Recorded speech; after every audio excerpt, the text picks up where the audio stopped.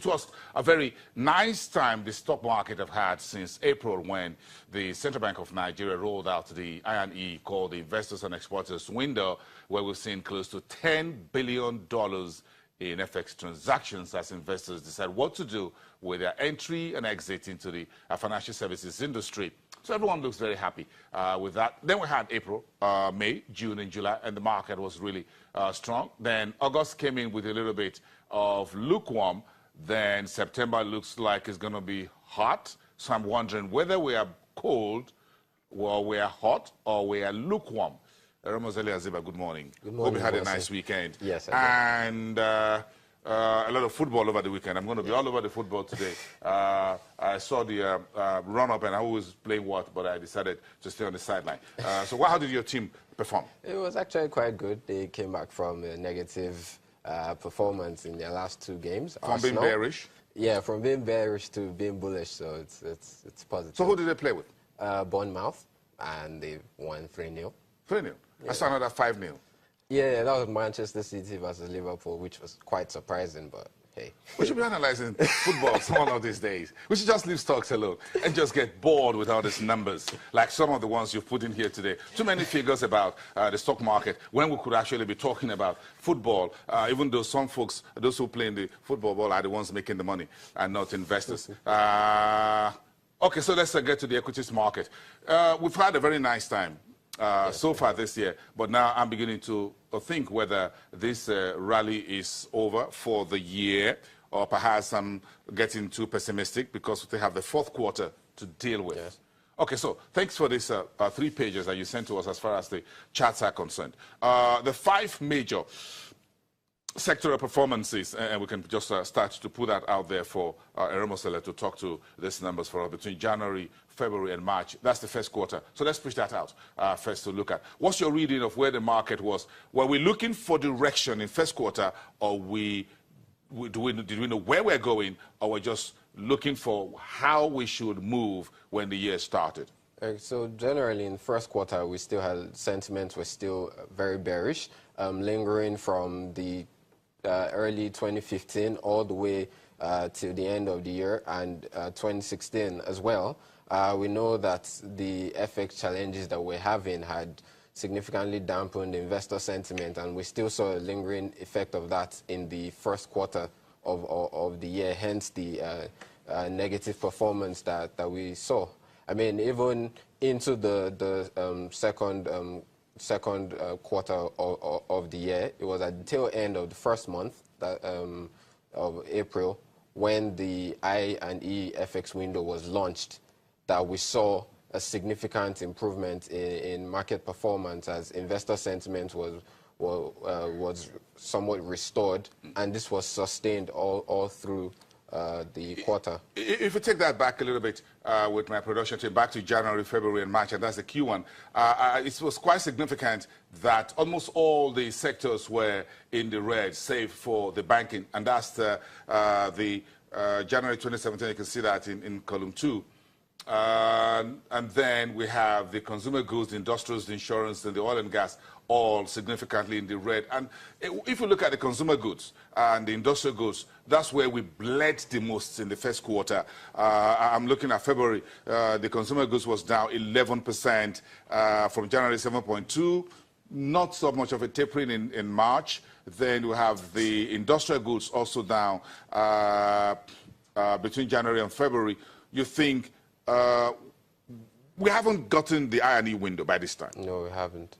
So what happened in March? Was it the fact that the market was smelling a bit of what the central bank will do, or because a bit of a policy from the fiscal space, a little bit of a, well, maybe the administration has an idea of what it's doing, then we may begin to claw our way back? Well, I mean, as at that time, it was quite obvious that a lot of the stocks were trading at relatively cheaper valuations when compared to peers across other markets. And considering the fact that markets usually move in cycles, especially when you don't have any macroeconomic challenges that are holding the market back, we started to see some bargain hunting in the market.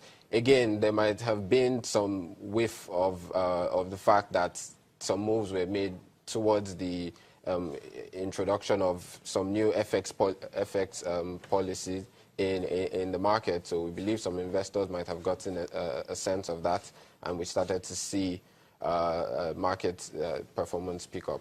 Yes, because March was quite significant. Consumer goods was a comeback 6.7%, industrial goods 3.4%, insurance about 0.75%, oil and gas even did 1.5%, and overall the market was about 0.75%. But if you look at the second quarter, where the GDP came out from last week, it looks like almost everyone was in the green territory. That is April to June. Yes. And this is the best quarter year to date. Yes. With the exception of consumer goods in April. And insurance, well, if you throw that out of the window, and the NSE, oil and gas, the rest will look very beautiful. Yes, I mean, second quarter was very, very positive across the market, with almost all the indices appreciating. I mean, even for the consumer goods index, it was only in April that we had that index down, but in May and June, the index was up. But like I mentioned earlier, following the launch of the window, we started to see a lot of foreign investors come back into the market. Even domestic players were taking position ahead of the influx of foreign inflows back into the market, and we saw the performance, coupled with the fact that most of the stocks were still trading at relatively cheaper prices. Like I mentioned earlier, we saw a lot of investors take position in these stocks, and this was what drove the general rally that we saw across the market in that quarter. Now, I'm going to look at the banking sector, and that was a major push for May at 26%. That's the headline we've had since the year started.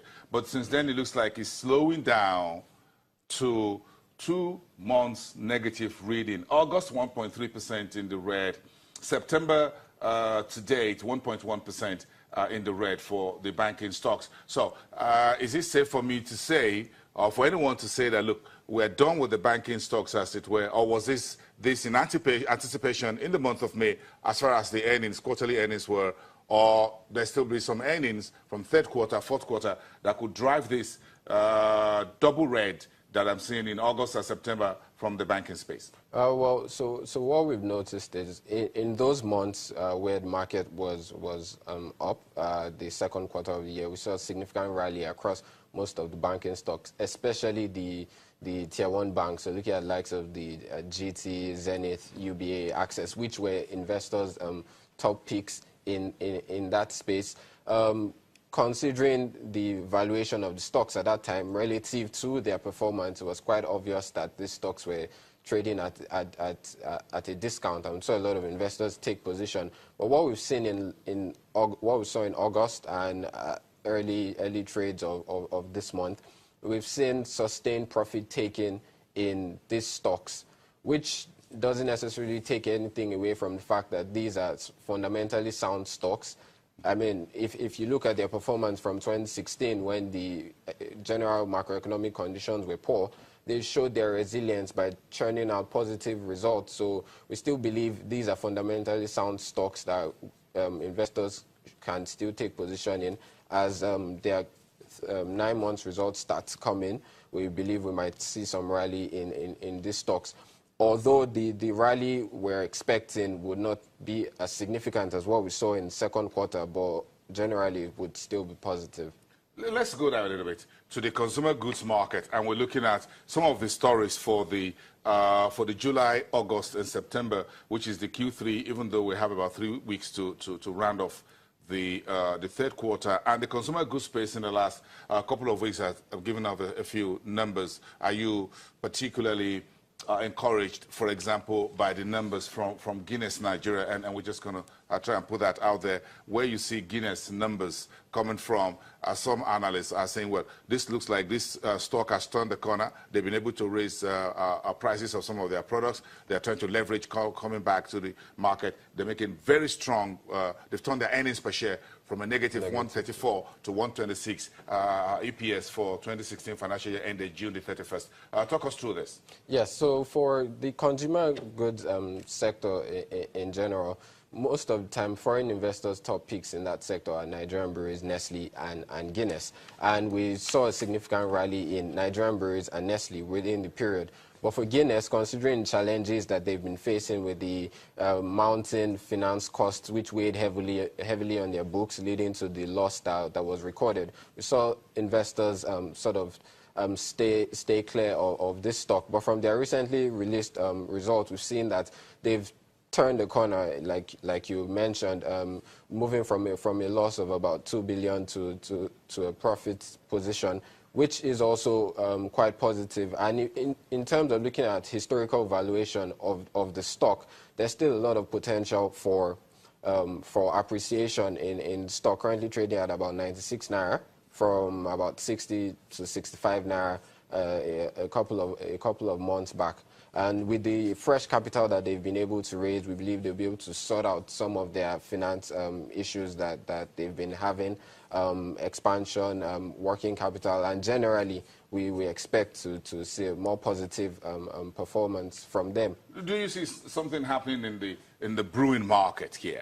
This is where you have these two big competitors, Guinness and Nigerian breweries on one hand, then you have international breweries on the other, also talking about some mergers and acquisition with some other small players, looking at these two big giants and trying to also raise his own game.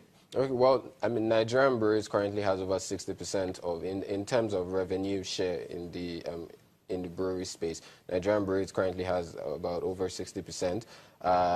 Guinness between 20%, and then international breweries with the rest. You know, with the acquisition, the merger between AB InBev and SAB Miller, two of the biggest brewers in the world, we've seen the hopes for expansion in international breweries have been increased, given that the parent company now, the AB InBev, has announced plans of merging some of their 4 other brewers that they have here in Nigeria with international breweries, which will be generally positive for their market share. And we're expecting a lot of investments to go into that space. So the Nigerian breweries sector itself should see some expansions in the near term. What the analysts are saying, as far as Guinness is concerned, was that this company was able to raise prices, at the same time grow volume.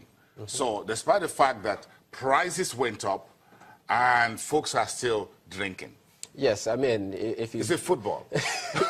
I guess that could be one of them, but if you look at just from a layman's point of view, when you're happy, you drink. But there was a recession. When you're sad, you got to be careful here, because there was a recession. Do you mean we drank our way out of recession? Well, for most of these brewing companies, you know, they have different products which sort of apply to different classes of people. You have their premium product, you have their discount product. So if you're deciding not to buy one of their premium brands, you're probably going for a lesser brand, but still from the same company. So either ways, they're taking money from you. They're still making this. I saw a lot of drinks around football, but I can't talk about that now because it's not that time of the day before I get seriously slammed. But it's okay.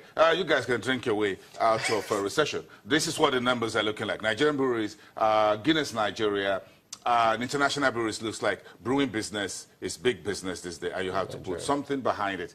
Okay, that's a nice one. Thank you. Bright and early. And as I advised, Bola, I know from Kodros Capital, Eronmosele, you try to find your way back to the island where I'm sure the flood is a lot more than those of us who are uptown here.